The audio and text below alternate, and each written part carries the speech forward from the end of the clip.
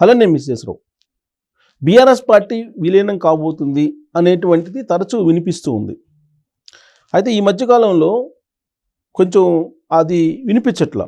ఒకానొక సమయంలో రేవంత్ రెడ్డి గారు అయితే బీఆర్ఎస్ పార్టీ విలీనం కాబోతుంది, ప్యాకేజీ మాట్లాడుకొచ్చుకున్నారు, కవిత గారు తీహార్ జైల్లో నుంచి బయటకు వస్తారు, కేసీఆర్ గారు గవర్నర్ అవుతారు, కేటీఆర్ గారు ఏమో సెంట్రల్ మినిస్టర్ అవుతారు, ఇలాంటి ఈక్వేషన్ ఒకటి చెప్పారు తెలంగాణ ముఖ్యమంత్రి రేవంత్ రెడ్డి గారు తీహార్ జైల్లో కవిత గారు ఉన్నప్పుడు.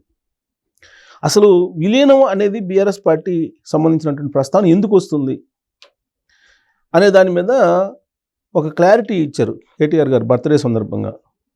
ఏంటంటే రాష్ట్రం ఏర్పడిన తర్వాత బీఆర్ఎస్ పార్టీని, అంటే అప్పట్లో ఉన్నటువంటి టీఆర్ఎస్ పార్టీని కాంగ్రెస్ పార్టీలో విలీనం చేయాలని అనుకున్నటువంటి మాట వాస్తవమే, కానీ రాష్ట్ర ప్రయోజనాల దృష్ట్యా విలీనం చేయలేదు అనేటువంటి విషయాన్ని బర్త్డే సందర్భంగా ఆయన చిట్ చాట్ మాట్లాడుతూ విలేకరులకి చెప్పడం జరిగింది. At the same time Amit Shah తోటి చేతులు కలుపుతూ ఉన్నాడు రేవంత్ రెడ్డి. సో అమిత్ షా రాబోయేటువంటి రోజుల్లో రేవంత్ రెడ్డిని బీజేపీలోకి తీసుకునేటువంటి అవకాశం ఉంది. ఇలాంటి మాటలన్నీ కూడా చిట్ చాట్లో చెప్తూ వస్తున్నారు రేవంత్ రెడ్డి గారి గురించి. ఎవరు? కేటీఆర్ గారు. అసలు తెలంగాణలో కేటీఆర్ వర్సెస్ రేవంత్ రెడ్డి అన్నట్టుగా పాలిటిక్స్ నడుస్తూ ఉన్నాయి ప్రజెంట్. దానికి కారణం ఏంటి? ప్రధాన ప్రతిపక్ష నాయకుడిగా ఉన్నటువంటి కేసీఆర్ గారు అసెంబ్లీకి రావట్లా, ఆయనేమో ఫామ్ హౌస్కి పరిమితం అయ్యారు. యువత సంగ్రామం పెట్టినా లేదంటే ఏదైనా కార్యక్రమం పెట్టినా కేటీఆర్ గారే లీడ్ చేస్తూ ఉన్నారు. ఇప్పుడు తాజాగా అసలు కేటీఆర్ గారే కాబోయే ముఖ్యమంత్రి అనేటువంటి స్లోగన్ను కూడా తీసుకొస్తూ ఉన్నారు మల్లారెడ్డి గారు లాంటి వాళ్ళు బర్త్డే సందర్భంగా. అధికారంలో ఉన్నప్పుడు కూడా ప్రతి బర్త్డే సందర్భంగా ఫుల్ ప్లేజ్లో యాడ్స్ వచ్చేవి అప్పట్లో కేటీఆర్ గారివి. పత్రికల్లో చూస్తే ఆయన బర్త్డేకి బాగా యాడ్స్ వచ్చాయి, కాబోయే సీఎం అని.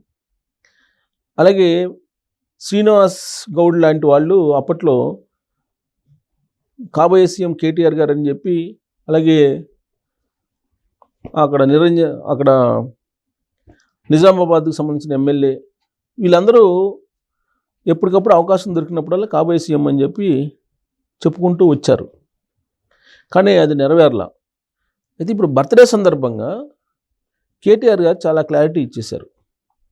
అసలు తెలంగాణ రాష్ట్రానికి ముఖ్యమంత్రి కావాలి అనేటువంటి ఆలోచన కానీ ఆ కోరిక కానీ లేవు అని చెప్పి చెప్పారు.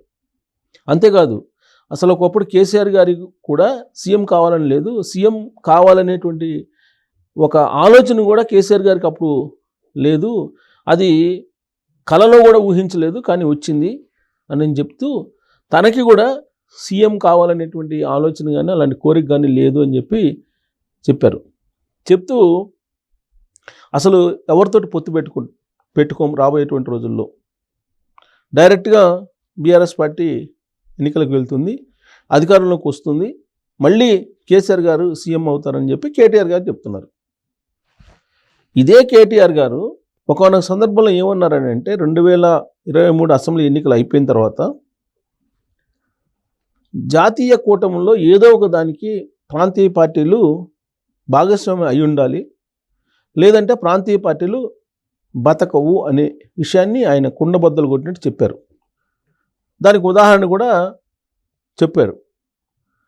ఆయా రాష్ట్రాల్లో జరిగినటువంటి పరిణామాలు, మహారాష్ట్రకు సంబంధించిన పరిణామాలు చెప్పారు, ఒరిస్సాకు సంబంధించినటువంటి పరిణామాలు చెప్పారు, తమిళనాడుకు సంబంధించిన పరిణామాలు చెప్పారు.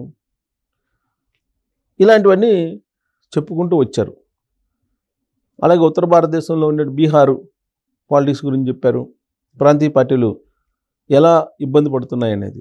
అలాగే ఉత్తరప్రదేశ్లో ప్రాంతీయ పార్టీలు ఎలా ఉన్నాయి, జార్ఖండ్లో ఎలా ఉన్నాయి, ఇట్లా భారతదేశంలో ఉండేటువంటి ప్రాంతీయ పార్టీల గురించి వాటి యొక్క మనుగడ గురించి ఆయన ఒకసారి రివీల్ చేస్తూ ఏదో ఒక కూటమిలో, అటు ఇండియా కూటమిలోనో లేదంటే ఇటు ఎన్డీఏ కూటమిలోనో ఏదో ఒక కూటమిలో ప్రాంతీయ పార్టీలు ఉండాలి, లేదంటే ప్రాంతీయ పార్టీల మనుగడ అసాధ్యం అని చెప్పి ఆయన ఒక స్టేట్మెంట్ ఇచ్చేశారు 2023 ఎన్నికల అయిపోయిన తర్వాత. ఇప్పుడు దానికి పూర్తి వ్యతిరేకంగా మాట్లాడుతున్నారు.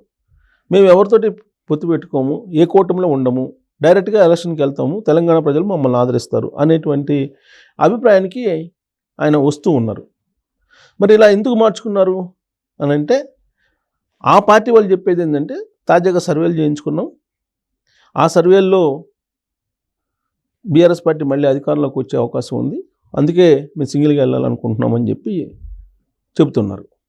మరోవైపు రేవంత్ రెడ్డి గారు ఏమంటున్నారు, మళ్ళీ రాబోయేటువంటి ఎన్నికల్లో సీఎం తానే అవుతాను, మరొక 5 సంవత్సరాలు ఉంటాను, మొత్తం 10 సంవత్సరాల 6 నెలలు 10 సంవత్సరాల 6 నెలల పాటు నేనే ఉంటాను, 6 నెలలు బోనస్ కూడా రాబోతుంది తనకి అనే విషయాన్ని ఆయన రేవంత్ రెడ్డి గారు చెప్తున్నారు.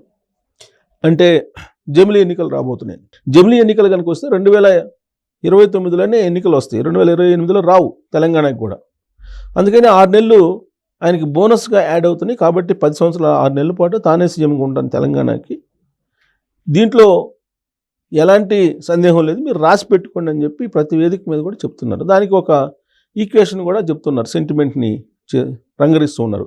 రాజశేఖర రెడ్డి గారు 2004 నుంచి 2009 నుంచి కూడా మళ్ళీ కాంగ్రెస్ పార్టీ అధికారంలోకి వచ్చింది, 10 years.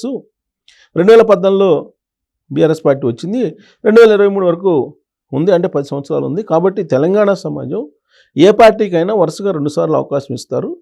ఆ ఈక్వేషన్లో మళ్ళీ కాంగ్రెస్ పార్టీ అధికారంలోకి వస్తుందని చెప్పి ఆయన చెప్పే ఈక్వేషన్ ఆయన చెప్తున్నారు. అయితే రేవంత్ రెడ్డి గారు అమిత్ షా గారితో టైఅప్ అయ్యారు. అమిత్ షా గారు ఎప్పుడు పోయినా కానీ ఢిల్లీకి అమిత్ షా గారిని సీక్రెట్గా కలుస్తున్నాడు. చీకట్లో బీజేపీ వాళ్ళు కలిసి వస్తున్నారు ఢిల్లీ వెళ్ళినప్పుడు.